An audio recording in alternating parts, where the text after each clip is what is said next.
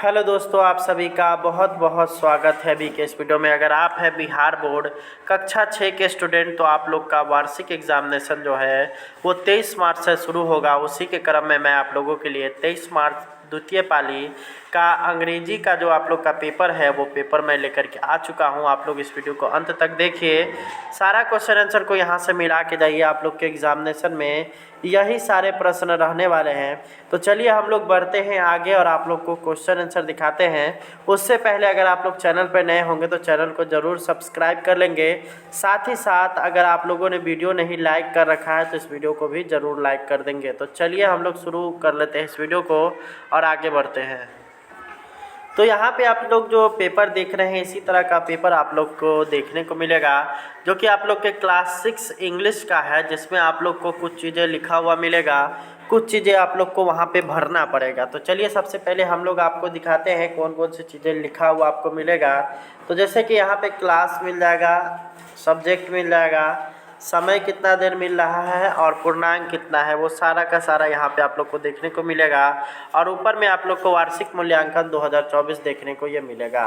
अब यहाँ पे अगर बात करिएगा क्या क्या चीज़ आप लोग को भरना है, तो सबसे पहले आप लोग को अपना नाम, छात्र छात्रा का नाम यहाँ पे भर लेना है। वर्ग क्रमांक यानी कि रोल नंबर आप लोग को यहाँ पे भरना है। विद्यालय का नाम आप लोग को रखना है यहाँ पे, प्रखंड का नाम यहाँ पे, और संकुल का नाम यहाँ पर, और जिला का नाम यहाँ पे। संकुल का नाम अगर आप लोग को नहीं पता हो तो आप लोग अपने टीचर से संपर्क कर करके संकुल का नाम पूछ सकते हैं।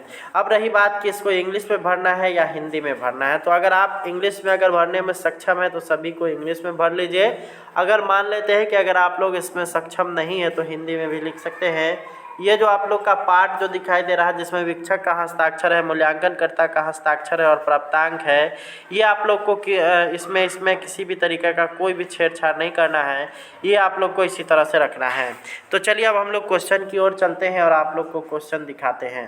पहला क्वेश्चन हम लोग जो देख रहे हैं वो क्या कहता है कि match the shorts form in column A with their full form in column B. जैसे यहाँ पे आप लोग देख सकते हैं मैक्स लिखा हुआ है, मैक्स से इसका फुल फॉर्म करिएगा तो मैक्सिमम हो जाएगा। तो इसको आप लोग को यहाँ पे मिला लेना है। आगे बढ़ते हैं हम लोग। अगला यहाँ पे हम लोग को देख रहे हैं तो यहाँ पे बी नंबर में GOVT है। इसका अगर फुल फॉर्म देखेंगे तो गवर्नमेंट होता है, यानी कि ऑप्शन नंबर 3 में इसको मिला लेना है। LTD का यहाँ पे फुल फॉर्म होता है लिमिटेड, इसको मिला लेंगे। उसके बाद NO और उसके बाद डॉट दिया हुआ है तो समझ जाएंगे कि ये नंबर लिखा हुआ है, तो इसको इस तरह से मिला लेना है।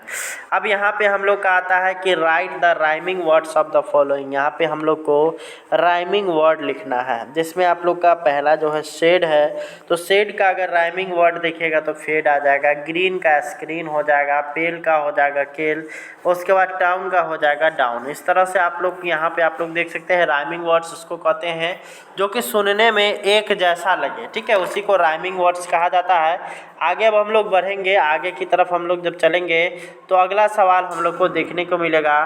क्वेश्चन आता है कि translate the following sentence into English, यानी कि इसको क्या करना है, इंग्लिश में ट्रांसलेट करना है।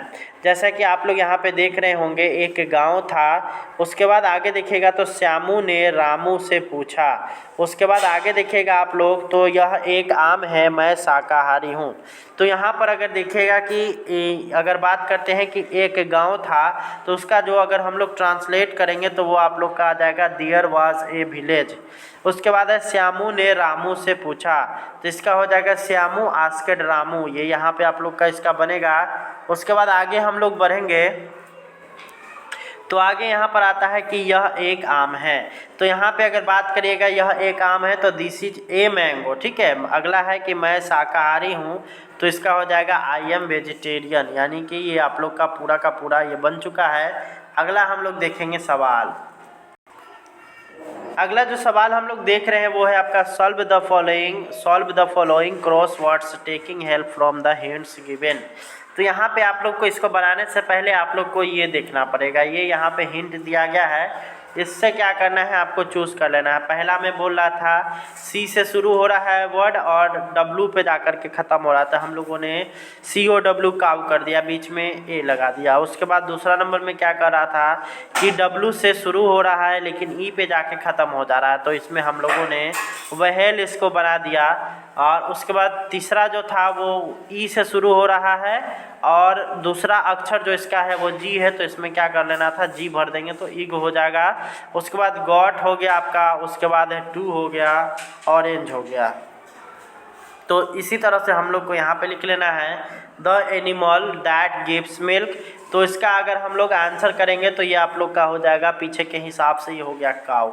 अगला है कि the largest animal in the sea, तो सी का जो यानी समुंदर का सबसे बड़ा जानवर कौन है, तो व्हेल हो जाएगा। अगला है hens gives it, hens give it यानी कि मुर्गियाँ देती हैं, तो क्या देती है, तो भाई अंडे, तो एग हो जाएगा इसका। उसके बाद है an animal that gives us kids, तो ये हो जाएगा आपका गॉट। आगे हम लोग देखेंगे 1 + 1 2 यहाँ पे इसमें भरा जाएगा। उसके बाद ए फ्रूट, तो यहाँ पे आप लोगों ने देखा होगा, इसको अगर आप लोग देखेंगे तो ये ऑरेंज लिखा हुआ, तो ये इसका आंसर हो गया ऑरेंज। आगे हम लोग देखेंगे तो read the given passage carefully and answer the following question. यहाँ पे आप लोग को इस पैसेज को ध्यानपूर्वक पढ़ना है और उसके बाद आंसर करना है। पहला यहाँ पे आप लोग देखिएगा, पहला लाइन क्या कहता है कि one of the things Bihar is famous for its Madhubani paintings. These paintings are generally seen on walls, papers, clothes etc. Till about 50 to 60 years ago, it was used for decorating the house walls in the village.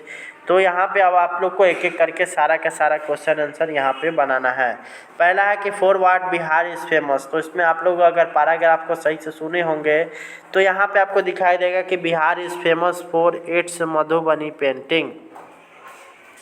दूसरा number इसका है कि have you ever seen Madhubani paintings, if yes right where you have generally seen, तो इसका हो जाएगा yes I see on walls, papers, clothes etc. अगला यहाँ पर आता है कि आंसर द फॉलोइंग क्वेश्चंस। तो हु वाज अकबर, तो इसका हो जाएगा कि Akbar was a great emperor. आगे हम लोग बढ़ेंगे तो यहाँ पर अगला सवाल आता है कि who did the where did the farmer live, तो इसका हो जाएगा आपका सही कि the farmer live in a village. आगे हम लोग देखेंगे तो write a paragraph on your favourite pet और write an stanza a poem that you remember. तो यहाँ पे हम लोगों ने और वाला क्वेश्चन का आंसर किया है और आप लोग को यहाँ पे इस वीडियो को रोक करके आप लोग इस कविता को लिख सकते हैं। अगर आप ये कविता नहीं लिखना चाहते तो आप अपनी याद से कोई और भी कविता होगा उसको आप लोग इस यहाँ पर लिख सकते हैं। तो उम्मीद करते हैं कि आपको वीडियो पसंद आया होगा। मिलते हैं आप लोग से नेक्स्ट वीडियो में। धन्यवाद, थैंक्स फॉर वॉचिंग। इसी तरह से इस वीडियो को अंत तक देखते रहिए।